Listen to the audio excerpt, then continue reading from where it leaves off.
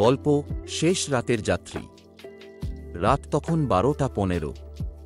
শিয়ালদহ থেকে শেষ local train ছাড়তে যাচ্ছে। ট্রেন প্রায় ফাঁকা, শুধু মাঝের কোচে বসে আছে এক তরুণী, রিমা। সারাদিনের কাজ শেষে সে বাড়ি ফিরছে, চোখে মুখে ক্লান্তি। হঠাৎ শেষ মুহূর্তে দরজা দিয়ে উঠে আসে এক বৃদ্ধ লোক, পাতলা গড়ন, সাদা পাঞ্জাবি পাজামা, চোখে কাঁচের মতো ফ্রেম।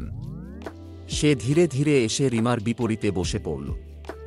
বৃদ্ধের হাতে ছিল পুরনো চামড়ার একটা ব্যাগ, দেখতে যেন বহু বছরের পুরনো, চামড়া জায়গায় জায়গায় ছেঁড়া। রিমা প্রথমে পাত্তা দেয়নি, কিন্তু কিছুক্ষণ পর সে লক্ষ্য করল বৃদ্ধ লোকটির চোখ একদমই পিটপিট করছে না, যেন স্থিরভাবে তার দিকে তাকিয়ে আছে। কয়েক মিনিট পর বৃদ্ধ ধীরে ফিসফিসিয়ে বলল, মা, এই ব্যাগটা তোমার জন্য এনেছি। যেভাবেই হোক আজ রাতে কেউ যেন এটা না খোলে। রিমা চমকে উঠল, আপনি কে? আমি তো আপনাকে চিনি না। বৃদ্ধ আর কিছু বলল না, শুধু জানালার বাইরে তাকিয়ে রইল। ট্রেন মাঝপথে পৌঁছাতেই কোচে উঠে এলো 3 জন যুবক। মুখে অদ্ভুত ভয়ঙ্কর চাহনি, হাতে হালকা কাপড়ে মোড়ানো কিছু, যেন লাঠি বা পাইপ। তারা সোজা বৃদ্ধের কাছে এসে দাঁড়াল। একজন বলল, দাদা, ব্যাগটা আমাদের দিয়ে দেন, শান্তিতে নেমে যান। বৃদ্ধ শান্ত গলায় বলল, যা আছে তাতে হাত দিও না, না হলে তোমাদের ক্ষতি হবে।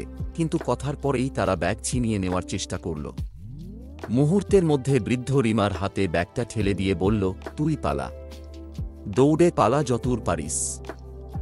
রিমা কিছু বুঝে ওঠার আগেই ট্রেন এক স্টেশনে থামল, আর সে ব্যাগ হাতে নেমে পড়ল। পিছনে তাকিয়ে দেখল যুবকেরা তার পিছু নিচ্ছে। রিমা প্রাণপণে দৌড়াতে লাগল, বৃষ্টিতে ভিজে স্লিপ করছে, শ্বাসকষ্টে হাঁপাচ্ছে। একসময় সে একটা অন্ধকার গলিতে ঢুকে পড়ল, কিন্তু গলির শেষ মাথায় পৌঁছে দেখল 2 জন লোক আগেই দাঁড়িয়ে আছে, স্পষ্টতই তার জন্য অপেক্ষা করছিল। ভয়ে সে ব্যাগ বুকের সঙ্গে চেপে ধরল। তখনই দূরে কোথাও পুলিশের সাইরেন বাজতে শুরু করল। সেকেন্ডের মধ্যে কয়েকজন পুলিশ এসে যুবকদের ঘিরে ফেলল। রিমা হাঁপাতে হাঁপাতে দেখল পুলিশের সঙ্গে দাঁড়িয়ে আছে সেই বৃদ্ধ। অবাক হয়ে সে বলল, আপনি এখানে? বৃদ্ধ হেসে বলল, আমি স্পেশাল ব্রাঞ্চের অফিসার। ওই 3 জন শুধু নয়, আরও বড় চক্র আছে, তাদের হাত থেকে এই ব্যাগ বাঁচানো দরকার ছিল। রিমা কৌতূহলী হয়ে জিজ্ঞেস করল, ব্যাগে কি আছে? বৃদ্ধ গম্ভীর হয়ে বলল, এতে আছে 3.5 কেজি সোনা, যা গত সপ্তাহে আন্তর্জাতিক চোরাচালান চক্র থেকে উদ্ধার করা হয়েছে।